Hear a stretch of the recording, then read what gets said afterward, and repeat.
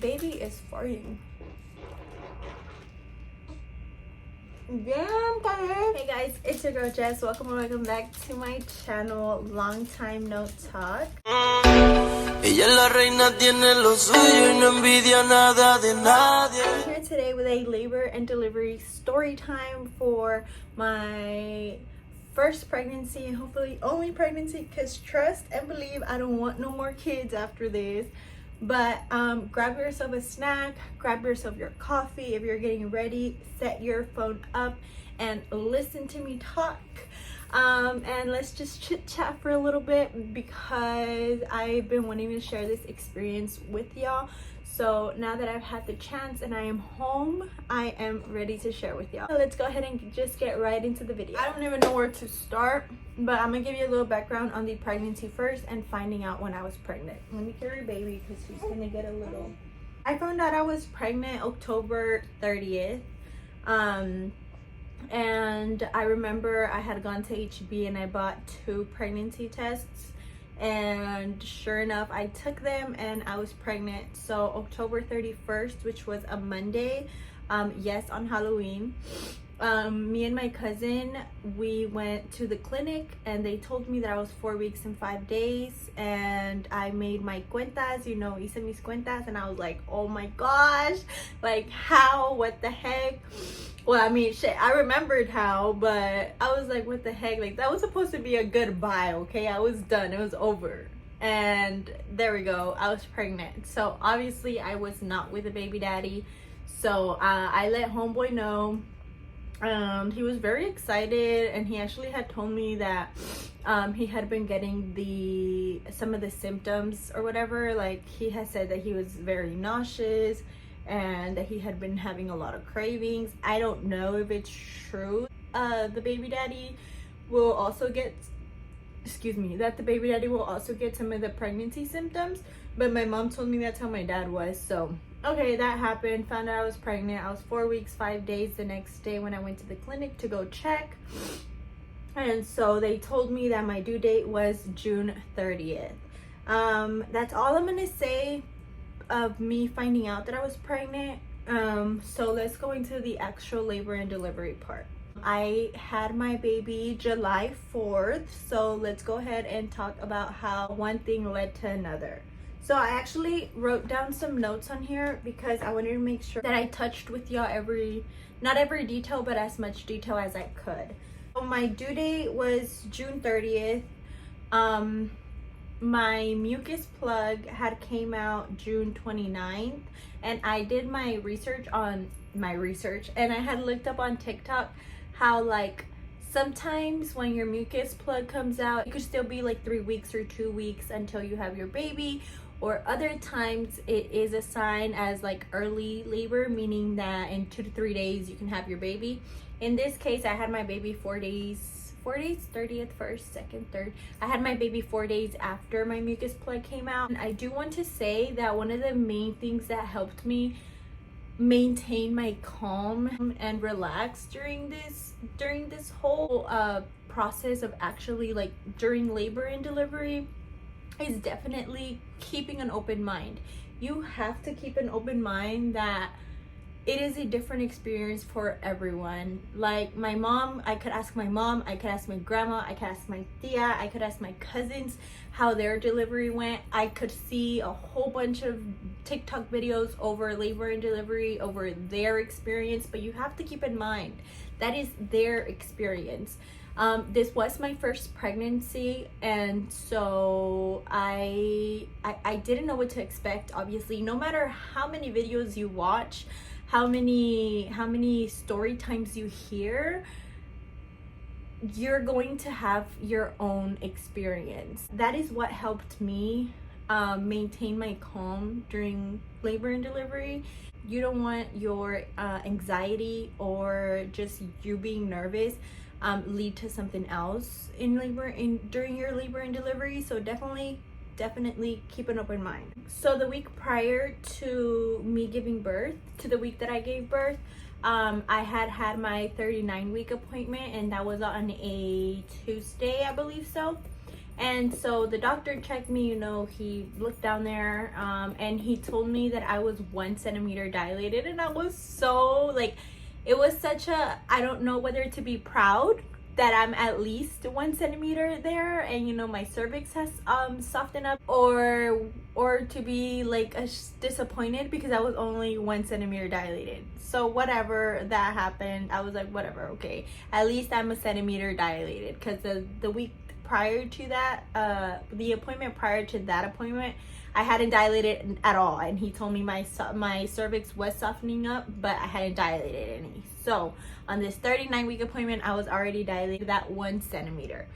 So that was that. So he let me know, my OB let me know that he was going on vacation, and that if anything happened that week, to just go to the hospital, and that they would call him. And I was like, great. I was like, I've stuck to this OB this whole time, because that had been also my mom's OB during some of her pregnancies, and she told me that he did really good, you know, as in he wasn't gonna like let you suffer or whatever, that he was just gonna try to make it as quick as possible for you.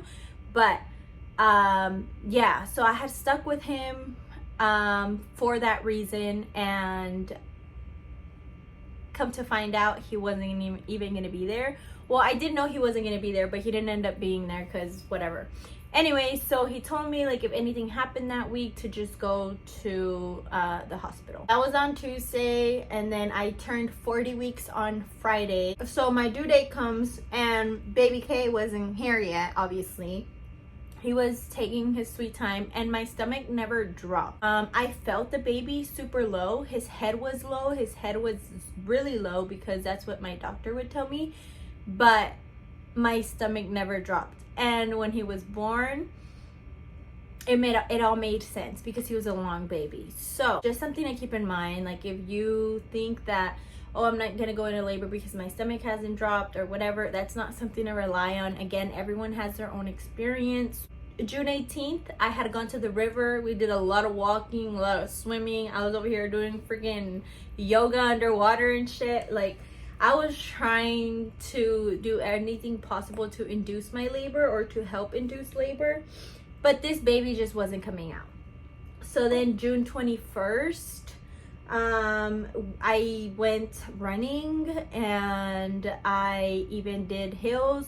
But then I was like, oh, should I even be running? Because you know how that, you know, obviously when you run, baby's moving, and I didn't know if, like, I didn't want baby to be moving as much to where his cord was gonna get wrapped around his neck. So I stopped, and I was just walking. And then June 27th was my last day at work. I was supposed to work till June 30th, but I was at the point in pregnancy where you're literally just over it and you're ready to get the baby out. June 28th, I worked out, did some stretches, did some pelvic floor stretches as well. June 30th, I remember on my due date, I ate a whole freaking pineapple that evening. I was drinking my pregnancy tea, the raspberry leaf tea. I was drinking that. I was also eating my dates, because they say that that helps. So I was doing that too, and nothing worked. This baby was just not coming out. July 2nd, me and homeboy went on a hike. We went hiking. We did about 2.5 miles. It was hot AF, but we went hiking. There were some stairs there as well, so it was, you know, it was a workout. July 3rd, I was at the point where I was just frustrated. I even, like, I'm a writer, so I love writing down everything. And July 3rd, I remember I had enough. Like, I was very frustrated. I was sad. I was like, bro, I'm ready to get this over with, and this baby is not coming out. Like, come on, like, is everything okay? Like, that's what I started just doubting, like, for no reason. I started just doubting his health, the baby's health. So, like, I was just like, is he okay? Like, is he breathing? Which obviously he is, but he was. But yeah, I was just sad because, like, done being pregnant.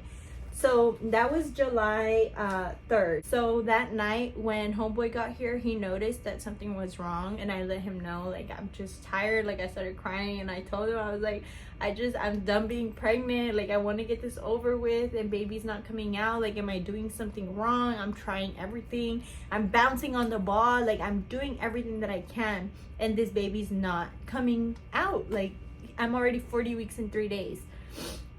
And so he was like, get dressed, we're going out, let's go. And we went downtown. He took me downtown at night already, and we walked around.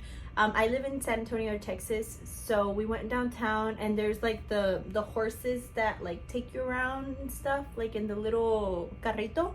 So we did that, and we were there. We were walking around for quite a while.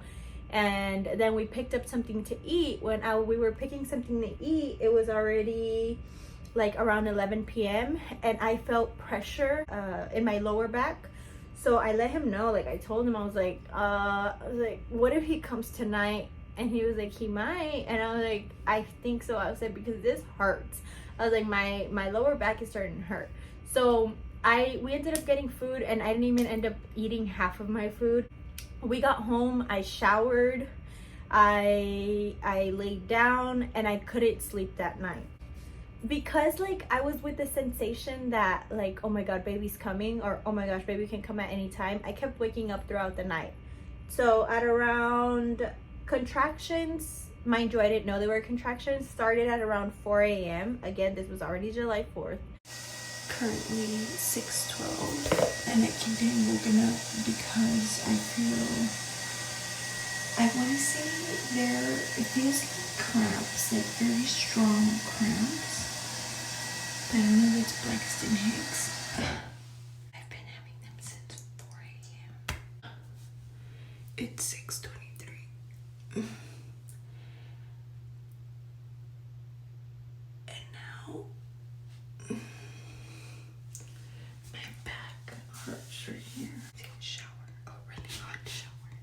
Super early in the morning. So at around 4 a.m. contractions began, and I was not sure if they were contractions or not. Everyone has a different pain tolerance. I was watching videos where people, like, their contractions, to them it felt like, you know, like, oh my gosh, like the end of the world type shit. Personally, to me, what a contraction felt like was literally like a cramp,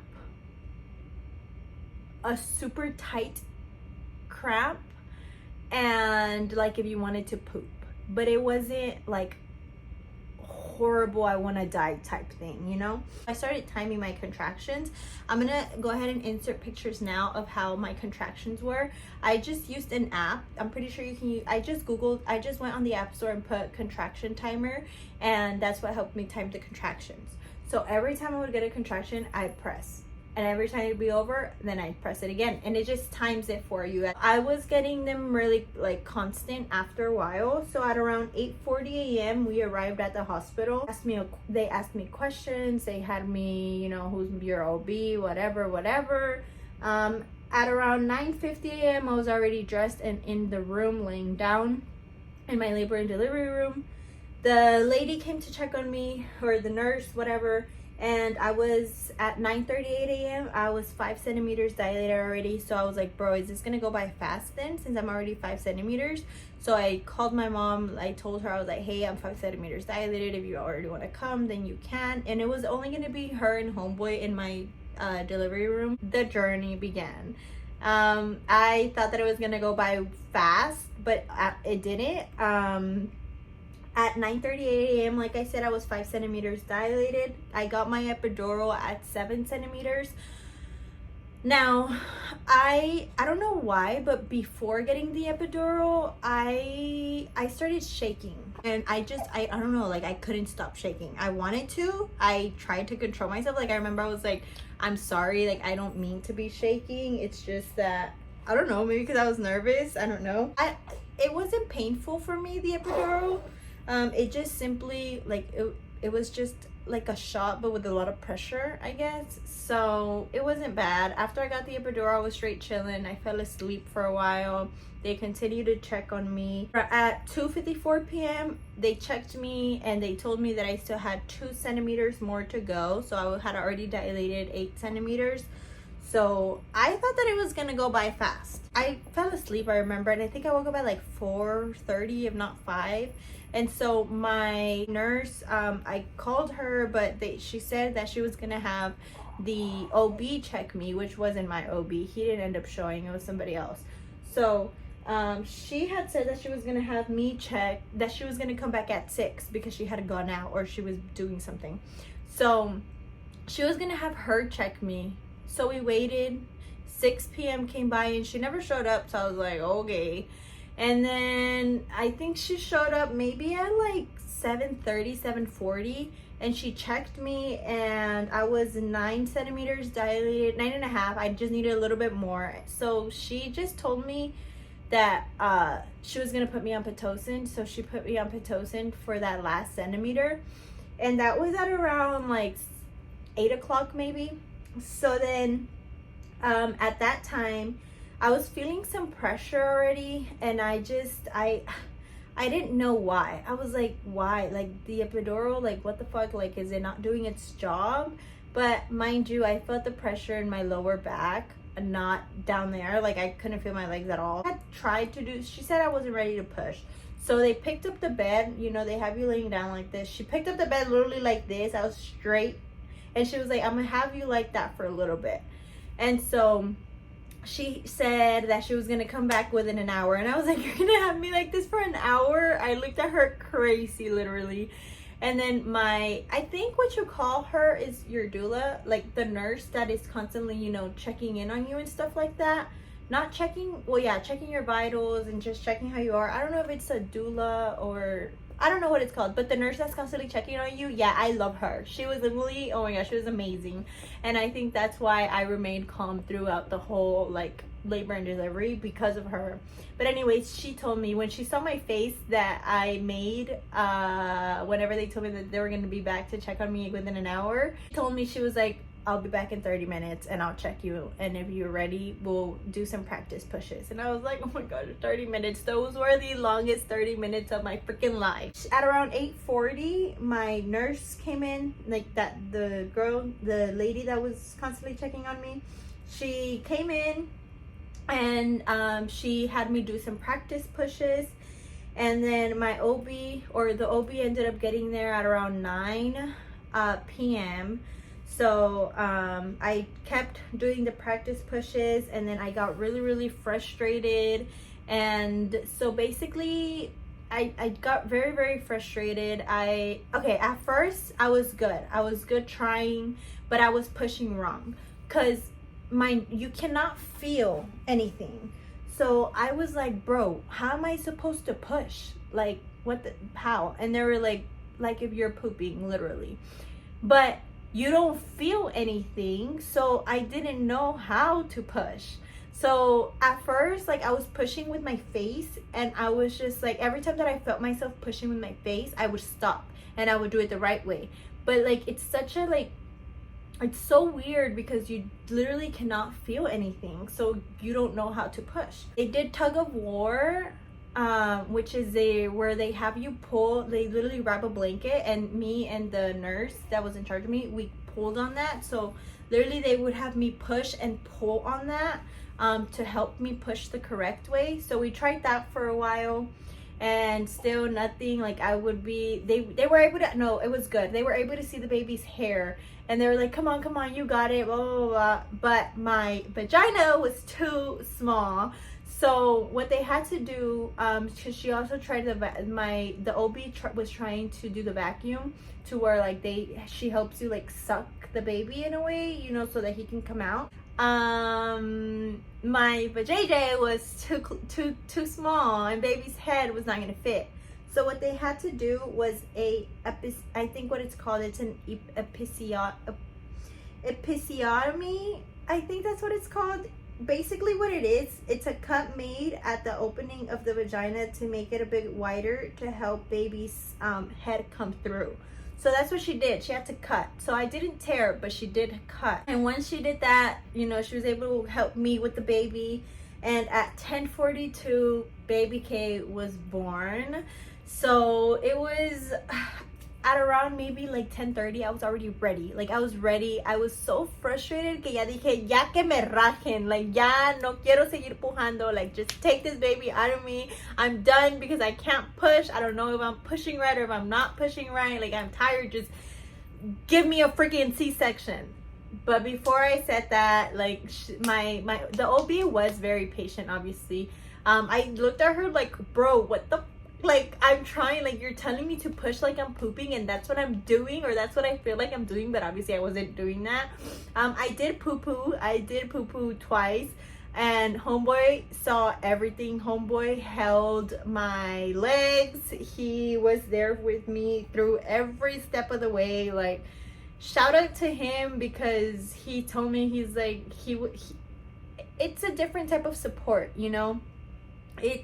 It's nice having that support. My mother was there as well. My mother was there holding my hand, but homeboy, he was watching everything. So it was just like, bro, oh my gosh. I literally pushed from 8:30, 8:40 to 10:42, which is 2 hours of pushing, but I was in labor basically all day. Oh, baby was born. He weighed 7 pounds 5 ounces, and he was 21.5 inches long. So he was a long baby. Dude, cuando sale el bebé, when they pulled him out, literal se sintió como que me sacaron las tripas. Like literally, it felt like they took the insides out of me. Like it just, when she pulled the baby, it just felt like literally the insides, like everything from my stomach was pulled out.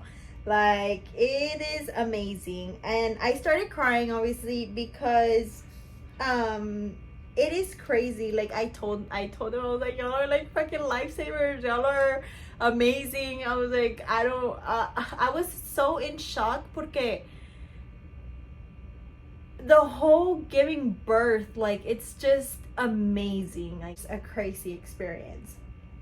But I told them all, I was like, thank y'all so much, like blah blah blah. It was definitely like, I mean, me tardé casi todo el pinche día, well, todo el día literal.